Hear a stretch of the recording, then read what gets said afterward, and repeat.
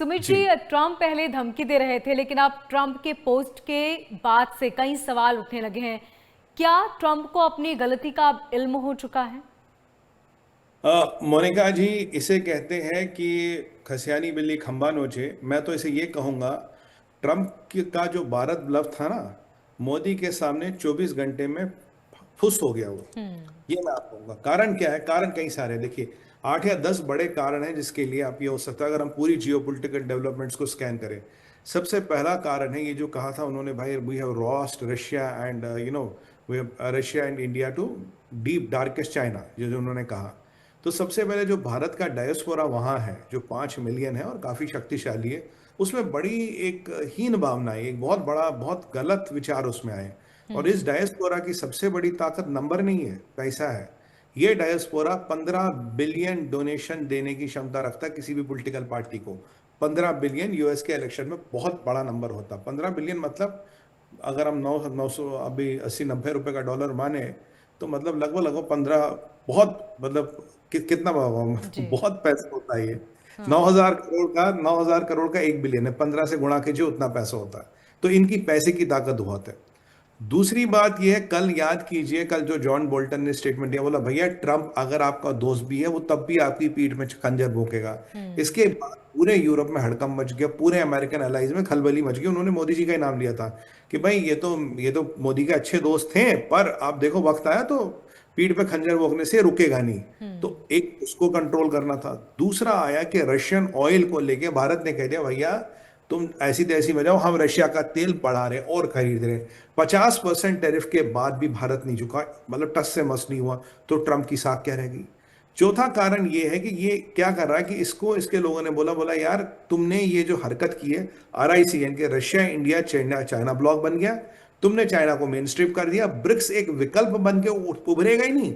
बहुत जल्दी ब्रिक्स अपनी करेंसी भी लाएगा, क्योंकि तुम जिस हिसाब से ये हरकतें कर रहे हो, ब्रिक्स अपनी करेंसी लेके रहेगा। रिसेशन के फेयर जो हमने परसों आपके शो पे बात की थी मोनिका जी, आज लगभग लगभग हर जगह आपको मिलेगी, रिसेशन उनके दरवाजे पर दस्तक मार रहा है। रिसेशन वाली परिस्थिति बन रही है, RIC ब्लॉक बन रहा है। और इसमें क्या है, नेटो की पीछे पीछे एक बहुत हालत खराब है। नेटो का आपस में बहुत बड़ा डिस्प्यूट चल रहा है, यूक्रेन को लेके, सुरक्षा को लेके, बजट्स को लेके।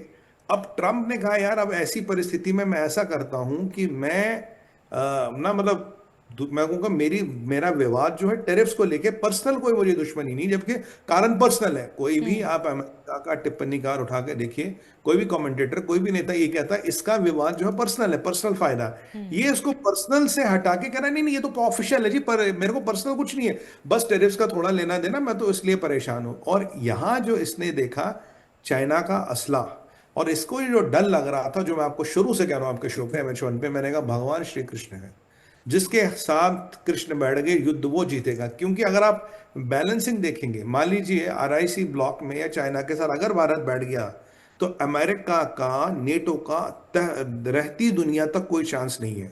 तो उन्हें लगा भारत अगर उस पक्ष में बैठेगा, कृष्ण भगवान जैसी परिस्थिति जहां कृष्ण बैठेंगे विजय वहां होगी। ये मैं शुरू से कह रहा हूं आपके शो पे। अगर भारत निकल गया तो गांव में मामला खराब।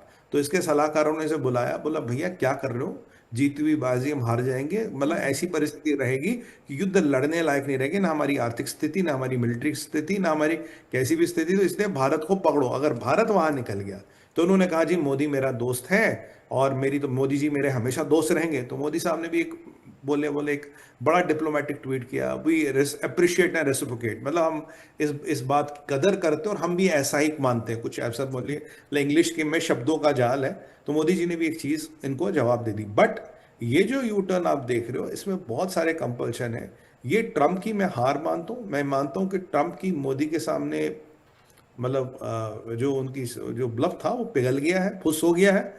और 24 घंटे लगे, मात्र 24 घंटे लगे मोदी जी से पंगा लेने के बाद ये परिस्थिति होने की। हम इनको शुरू से कह रहे थे, भारत से पंगा लेके अमेरिका में, अमेरिका के खिलाफ जितना विरोध होगा उतना कहीं हो नहीं सकता। क्योंकि सबने एक तर्क बोला, वर्ल्ड्स लार्जेस्ट डेमोक्रेसी, दुनिया की सबसे बड़ी डेमोक्रेसी, और ये राइट। व्यवहार। पुतिन साहब को देखिए क्या बोले, बोले भाई तू ऐसे 150 करोड़ का देश है, तुम्हारी हिम्मत है तुम ऐसे भारत के साथ बात करो।